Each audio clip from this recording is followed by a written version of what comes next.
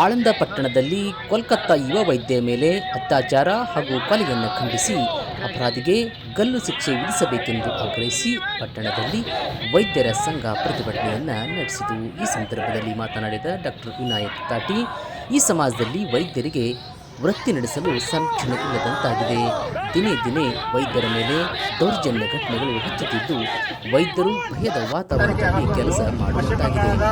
ಈ ಸಂದರ್ಭದಲ್ಲಿ ವೈದ್ಯರ ಮೇಲೆ ನಡೆಯುತ್ತಿರುವ ಹಲ್ಲೆ ಪ್ರಕರಣವನ್ನು ಖಂಡಿಸಿ ಕೋಲ್ಕತ್ತಾದಲ್ಲಿ ವೈದ್ಯ ಮೇಲೆ ನಡೆದ ಕೊಲೆ ಪ್ರಕರಣವನ್ನು ಗಂಭೀರವಾಗಿ ಪರಿಗಣಿಸಿ ಆರೋಪಿಗೆ ಗಲ್ಲು ಶಿಕ್ಷೆ ವಿಧಿಸಬೇಕೆಂದು ಆಗ್ರಹಿಸಿದರು. ಈ ಸಂದರ್ಭದಲ್ಲಿ ವೈದ್ಯರಾದ doctor B N. Shah, doctor Mahantappa, doctor Sudhakar Babre, Anand Hatti ಸೇರಿದಂತೆ ಅನೇಕ ವೈದ್ಯರು ಇದ್ದರು. ತಹಶೀಲ್ದಾರ್ ಮೂಲಕ ಮನವಿ ಪತ್ರವನ್ನು ಸಲ್ಲಿಸಲಾಯಿತು. ಬಟ್ ವೈದ್ಯರಿಗೆ ಇವತ್ತಿನ ದಿವಸ ನಮಗೆ ರಕ್ಷಣೆ ಇಲ್ಲ. ಸೊ ನಾವೆಲ್ಲರೂ ಇವತ್ತು ಆನಂದ್ ವೈದ್ಯರ ಸಂಘ ಇರ್ಬೋದು, ಸ್ವಂತ ಆಯುರ್ವೇದಿಕ್ ಮೆಡಿಕಲ್ ಕಾಲೇಜ್ ಇರ್ಬೋದು, ನರ್ಸಿಂಗ್ ಸ್ಟಾಫ್ ಇರ್ಬೋದು, ಫಾರ್ಮಸಿ ಇರ್ಬೋದು, ಟೋಟಲ್ ಎಲ್ಲ ಮೆಡಿಕಲ್ ಫ್ಯಾಟರ್ನಿಟಿ ಅಂತ ಇರ್ಬೋದು, ಒಂದು ವೈದ್ಯನ ಪೂರ್ತಿಯ ಒಂದು ಇವತ್ತೊಂದು ಐಎಂಎ ಇಂಡಿಯನ್ ಮೆಡಿಕಲ್ ಅಸೋಸಿಯೇಷನ್ ಪೂರ್ತಿ ದೇಶಾದ್ಯಂತ ಒಂದು ಸ್ಟ್ರೈಕ್ ಅನ್ನ ಇವತ್ತು ಮುಷ್ಕರಕ್ಕೆ ಕರೆ ನೀಡಿದೆ.